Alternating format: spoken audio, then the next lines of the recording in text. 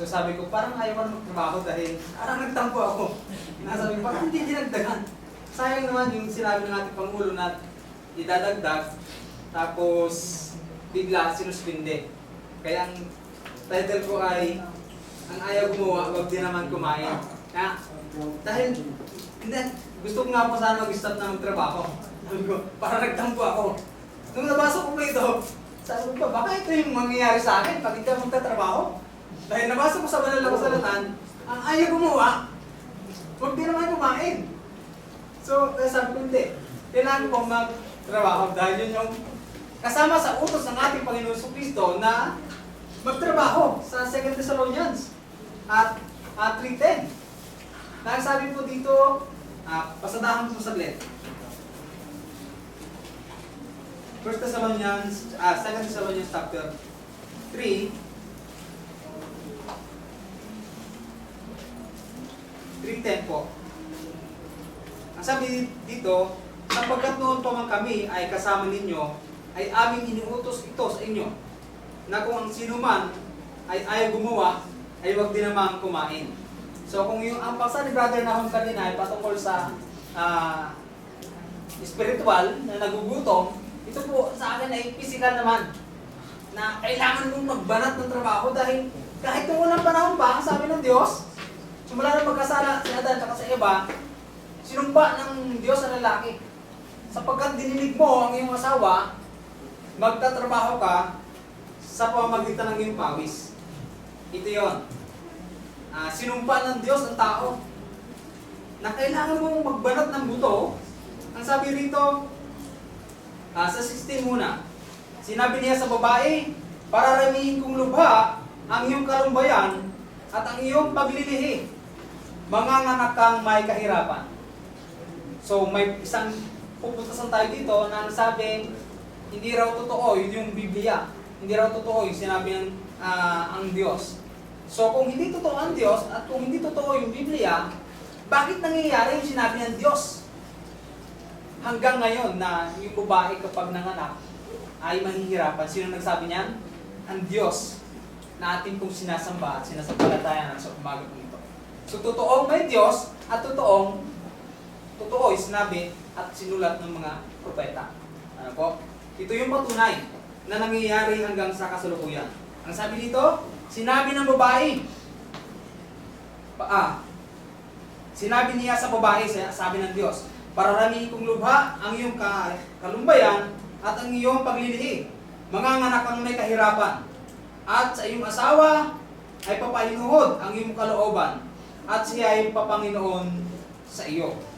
So yung babae ay susunod sa lalaki. Dahil magkakasala ka kung aandirin mo yung iyong asawa. Pasako sa asawang lalaki yung babae. Pero, babala po, huwag namang sobrahan ng lalaki dahil nagpapa-under sa'yo yung asawa mo, tapos ikaw naman, aabusuhin mo yung sinabi ng Diyos na yun. Ang sabi po sa Matthew, na ang dalawa ay magiging isang laman. Kung gaano mo minamahal yung sarili mo, ganoon din mahalin mo yung asawa mo. Ano po? Same. Kung gaano mo, ikaw na asawang lalaki, na nagpapa-under sa'yo yung asawang babae, kung gaano mo minamahal yung sarili mo, ganoon mo mahalin yung iyong asawa. Ano po? Tuloy tayo dito sa ating paksa. Ang sabi sa 17, at kay Adam ay sinabi, sapagkat iyong dininig ang tinig ng iyong asawa, at kumain ka ng bunga ng punong kahoy na aking inuutos, na sinasabi, huwag kang kakain niyon, sumpain ng lupa, dahil sa iyo, kakain ka sa kaniya, sa pamamagitan ng iyong pagpapagal. So, ang banggit dito ng ating Diyos ay pagpapagal. Sa wika natin ngayon ay trabaho to. Kailangan mo magtrabaho. Kailangan mo magpagal. Sabi diyan, sinabi niya, huwag kang kakain iyon, sumpain ng lupa dahil sa iyo, Kakain ka sa kaniya sa pamamagitan ng iyong pagpapagal sa lahat ng mga araw ng iyong buhay.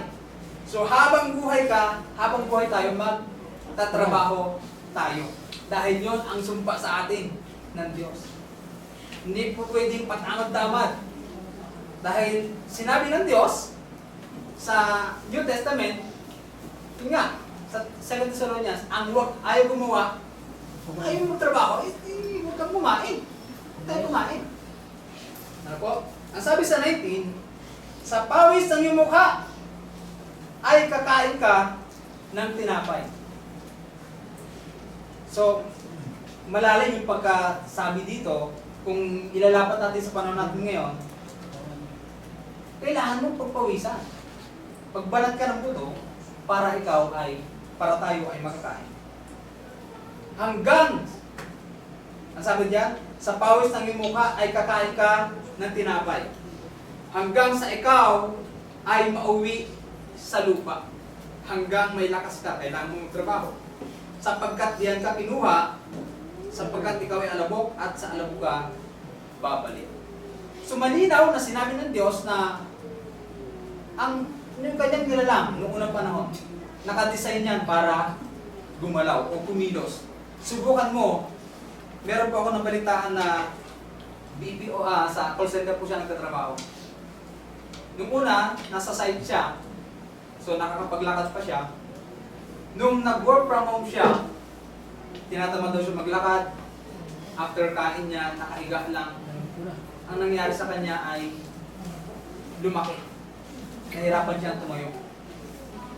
Kaya nakadesign yung tao, hindi lang basta mabuhay, hindi lang basta kumain, kailangan mong gumalaw, kailangan mong kumilos, kailangan mong magtrabaho. Dahil yan ang utos ng Diyos.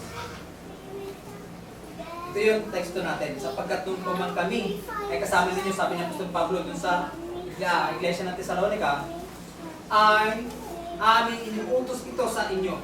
Kung ang sino man ay ayaw gumawa, huwag din naman kumain. Sabi ng mga kabataan ngayon, aray mo. Huwag natatamaan yung mga kabataan, yung mga estudyante kasi. Ano po ito eh, kasama sa pag-aaral na ito ay pinapatungkulan dito yung mga kabataan, lalo na sa mga estudyante. Ano po? Dahil ang mga kabataan ngayon, kapag nakahawak na ng tinatawag na cellphone, hindi mo na mautusan. Tamad na. Ano po? Hindi mo na, kapag inuutosan mo, sasabihin sa'yo, wait lang mami. Wait lang po. Kahit nasa, sa amin, kagaya namin. Kapag sa pagising mo sa umaga at hinawakan mo yung cellphone mo, halos tatamarin ka na bumangon. Halos tatamarin ka na pumasok sa tinatawag na trabaho. Kasi po, experience ko din po ito eh. Na ako mismo, kapag nakahawak ako ng cellphone pagkagising, parang tatamarin ka. Ano po? Pero dapat, ang ugaling yon ay hindi natin gawin. Dahil ang inuutos ng Diyos sa atin ay patuloy na magpakabanan. Yan yung inuutos sa atin. At ang sabi sa Ephesians chapter 1 verse 4, ito ay patungkol sa mga kabataan na ito dapat ang ating gawin. Sumunod at igalang ang ating mga magulang kung tayo po ay pinagsasabihan.